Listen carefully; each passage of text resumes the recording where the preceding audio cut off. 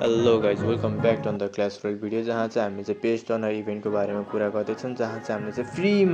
फ्रीमै हामीले चाहिँ book of EPIC पाउँछौँ अनि त्यसपछि टर्म्स अफ रिवार्ड जसमा चाहिँ क्रेटहरू अनि गोल्डहरू रहेको छ अनि ल हामीले चाहिँ यो इभेन्टको बारेमा चाहिँ डिटेलमा एकचोटि हेरौँ। पेज टर्नर इभेन्ट पछि चाहिँ अब सिजनमा जाँदै सिजनमा चाहिँ के आएको छ एउटा जहिले नै स्किन आउँछ हामीलाई थाहा अनि स्किन पछि चाहिँ ब्यानरहरू हो त्यसपछि इभोल्युसन कुपन कार्डहरू फ्रीमा पनि हामीले चाहिँ इभोल्युसन कुपन कार्ड चाहिँ पाउँछौँ तर हामीले चाहिँ भेरी डिफिकल्टिज हुन्छ धेरै क्राउन्ड कलेक्ट गर्नुपर्छ ठिकै छ फ्री टु प्लेयरहरूलाई पनि राम्रै छ अब सिजन पास अपडेट गर्नेहरूलाई चाहिँ हल्का मोर बेनिफिटहरू चाहिँ छ। अनि यो सिजनको मोस्ट हाइलाइटेड चिज चाहिँ के थियो भन्दाखेरि चाहिँ रोयल हक्स चाहिँ यो रोयल हक्समा चाहिँ अब एकदम दामी इभोल्युसन राखेको छ जुन चाहिँ फार बेटर छ नयाँ हाम्रो आएको रोयल घोस्टको भन्दा त धेरै नै फार बेटर यसको इभोल्युसन छ मेबी विच पछिको सबभन्दा बेस्ट चाहिँ मलाई चाहिँ यो लाग्यो। And guys if you are new in this channel then please like comment subscribe and thank you for the watching bye bye now.